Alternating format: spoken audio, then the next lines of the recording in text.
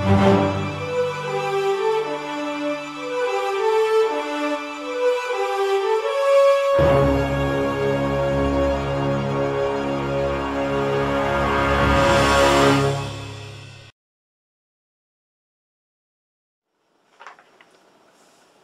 guys, it's Doug, Mr. Guy on Board Game Geek, welcoming you to the final chapter, I think it's 12, of our playthrough of Legends of the American Frontier by Richard Lanius, one of my favorite designers.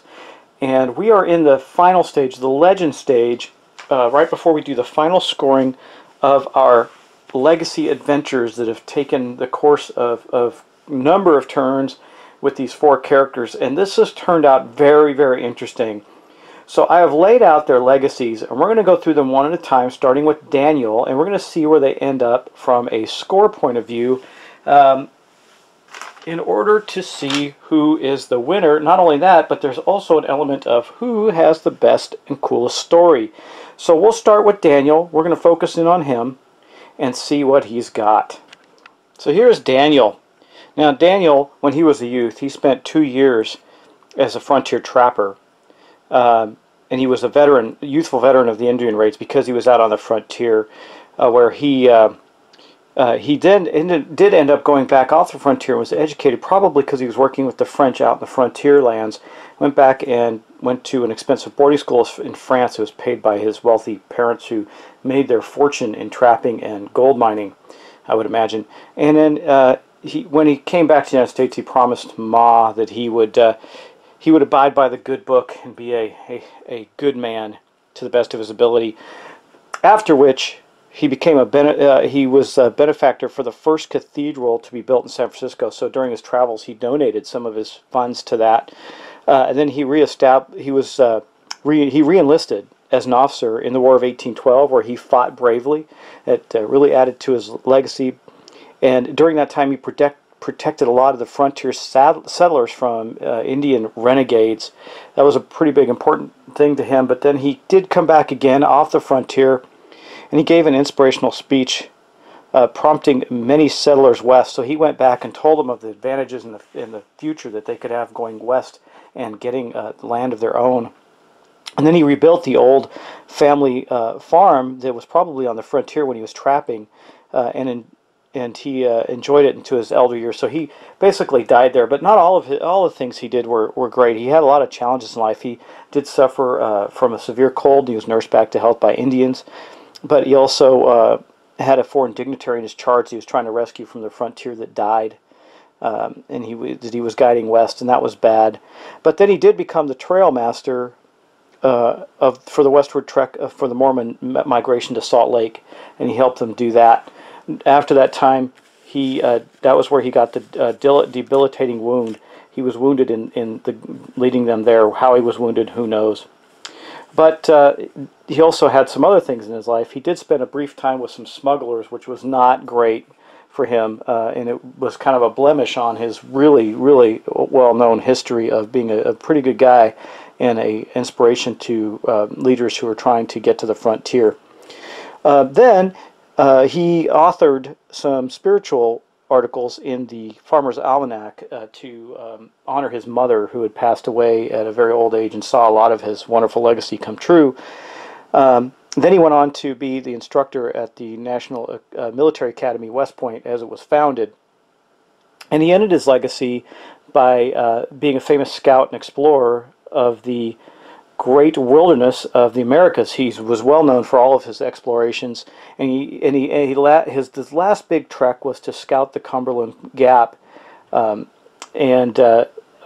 he was seeking passage west to Kentucky, and he did do that, and it was very successful. Now, what did that mean for him in his legacy? Daniel did manage to score 3 of the legacy cards. We're going to look at them now. So how did his legacy end for him? Well, he was the most famous. He had the most fame icons. You can see he's got 1, 2. I think there's one more in there. He had 2, which was the most that anybody else had. And he's granted to the player with the most fame rewards. He's a folktale icon. Your name and the many adventures of your life have been immortalized in books, movies, and legendary stories told to all American children. Yeah, because he's Daniel Boone, right? There are many towns and small cities that bear your name and several famous amusement parks throughout the country. This gives him +3 to his legacy. So pretty nice legacy there, right? Plus he also was granted, this was granted the player with the most far west. I didn't think he'd win this one, but he did. He had the most far west adventures as well, interestingly enough, which granted him the Great Westerner. The Northwest Passage is named after you in many Western tale novels, as well as movies, TV shows from the mid-60s that heralded your adventures. +2 to his legacy there. And then the last one he got was granted the player with the most frontier adventures, and that's these ones. He had several of them. The Great Trailblazer. You are a folklore icon in the Midwest with several towns, schools, and bridges named after you. A large monument in St. Louis honoring the passage towards the west is named after you. +2 to your legacy. So let me score his points. I'm going to tell you what he ended up with. So Daniel's legacy was worth 25 points. That's pretty impressive. And I think that, I don't know, he's going to be competing severely with Sarah. It's between him and Sarah. I can tell you that right now. We'll see who ends up winning the day on that, though. So let me put him aside, and we will actually get Sarah out next and see what she's got. Okay, well, here's Sarah's legacy. Now, if you recall, she spent most of her youthful years comfortable. She had a lot of wealth, and when she came from England, but she was young and vibrant.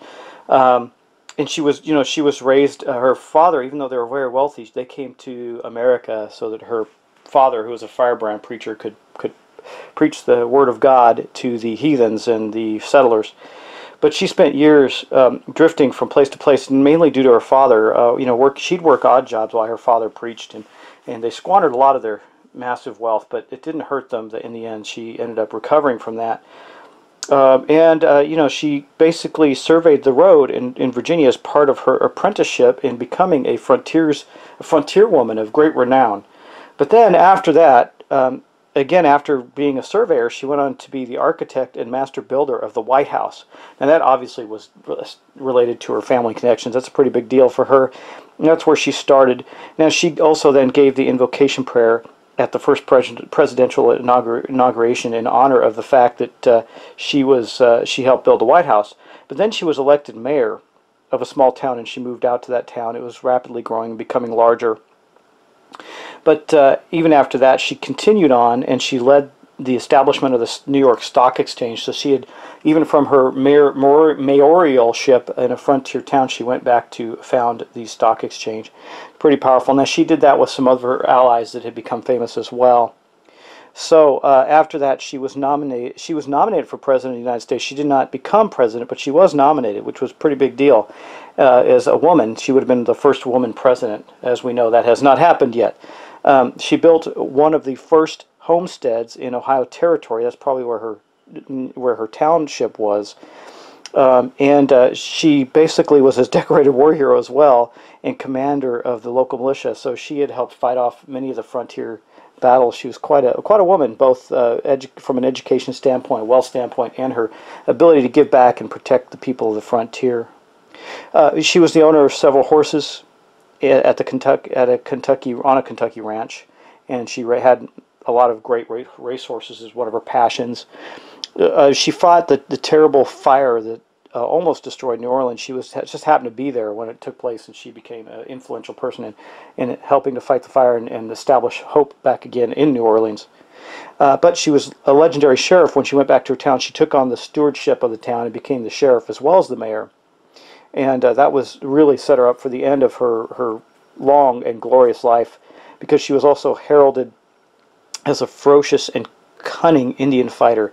So apparently a lot of the Indian tribes around the town that she were causing raids and doing things like that, and she had to fight them off. And then in the end of the twilight of her career, she attended the first inaugural ball and danced with the first lady, or the president in this case, or maybe they did dance with the first lady. She was a true futurist and revolutionary, right? Well, anyway, how did that affect her legacy? Well, let's take a look. She actually got the most rewards, obviously, and you knew this would happen, right? But we'll start with the first one. She was wealthy. This was granted the player with the most wealth reward cards, and she had those. She was a capitalistic giant.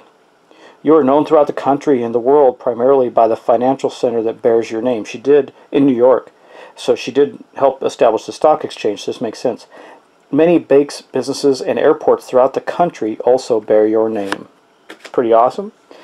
Granted to the player with the most back east cards. Well, she did a lot of things back east. That's these ones. You can see she had more than anybody else. She was the great colonialist. Your work in civilizing and advancing the American idea in the eastern states are noted by your image on the 1910 silver dollar.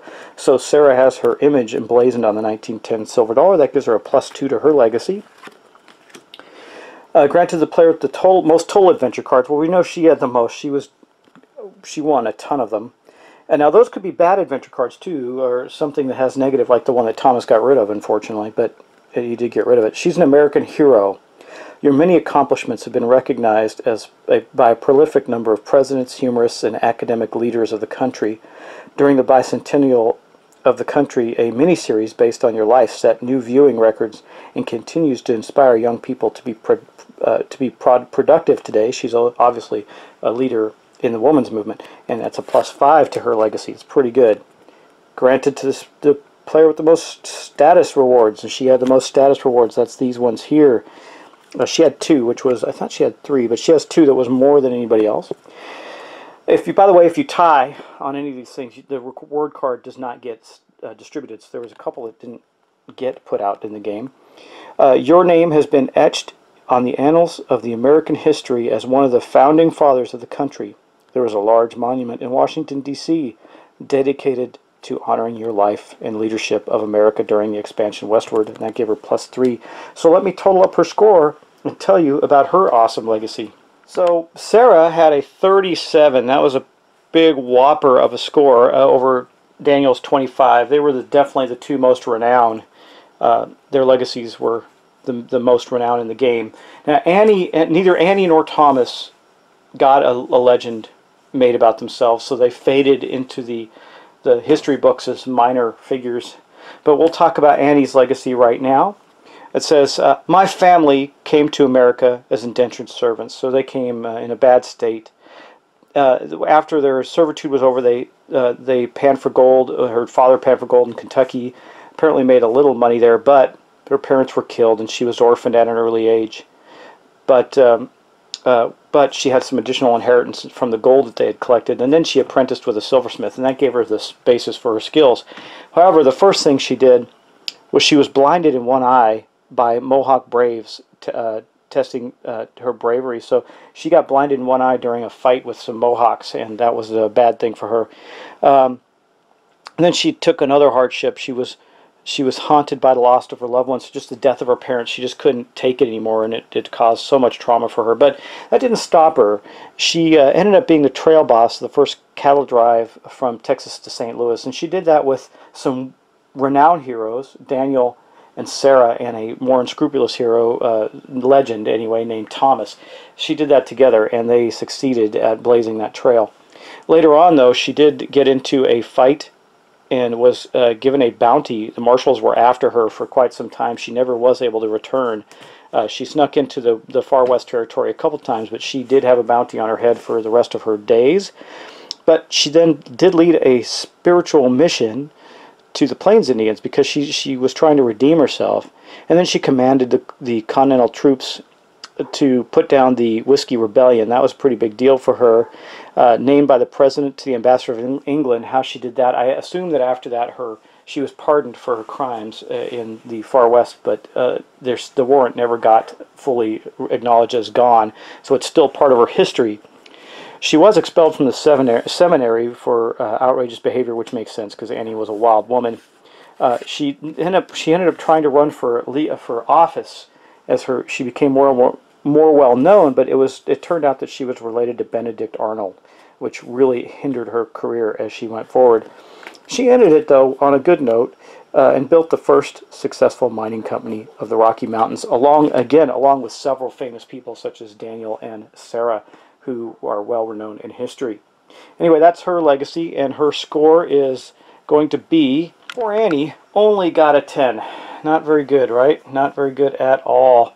So now the only one we have left is Thomas, who did by far the worst of all from a score point of view, but you know, he was discovered. He discovered at an early age that he was lucky at cards and life in general. I don't know what made him think that. I guess he was delusional, and that's what led to the many events of his life. I think maybe because he went to Harvard, he thought he was better than everybody else, perhaps. But he became a blood brother to the son of an Indian chief. That continued to perpetuate his concept that he was lucky. He spent 2 years in an apprenticeship working the printing presses at a newspaper, which he also thought was quite lucky. And then his father served in the Continental Congress, so he thought he was set up for life. I mean, he really did. But then, as soon as he left, he did a slave trade thing, which was basically wiped from the history books. But there are still some history books that show that he had traded in slaves and rum, and that set the pace for him, his future. And then it says, in secret, sometimes resorted to dirty tactics to get his way. Well, we know that. That was terrible. He did that a lot. And he blamed himself for the deaths of settlers he was leading west, because he was not really the gunslinger that he was made out to be. Which, you know, he was known for gambling and gunfighting in the Old West. Probably the gambling part, but the gunfighting was a myth, and he played on it to the best of his advantage because he was not a very good guy. However, he did get elected governor in a landslide in a newly established western state, which was a big deal because he followed in his father's footsteps. The only thing he's really known for. He was not known for his legacy as a governor, though. He did live to a ripe old age and was considered a national treasure in that state, I guess. But the last thing that happened to him before his legacy passed is he survived a terrible scalping where he had lost half his hair and his head was messed up. So that also impacted his future. And that was it for him. That was his entire legacy. It was awful. He was not a good guy. And as a result, he had a score of, let me see, -2, +1, -1. So 3, he gets to 3 here, and then a 4. So he had a whopping 4. Score of 4, he by far had the least score with a 4 against a 37 for Sarah. Okay, well guys, that ends our playthrough of Legends of the American Frontier. I hope you enjoyed it. I hope I told a good enough story at the end there. I tried to embellish as much as possible while still keeping it at a reasonable pace so we can get these posted. And I hope you enjoyed that. I think this game is a lot of fun, and I hope you do too. It is available, I think, and I'm not, again, I just received this game as a Kickstarter because it was Richard Lanius' game, and I'm a big fan of his. But if you do want the game, I think it is out there. You can buy it at several places. I know that you can buy it directly from Game Salute.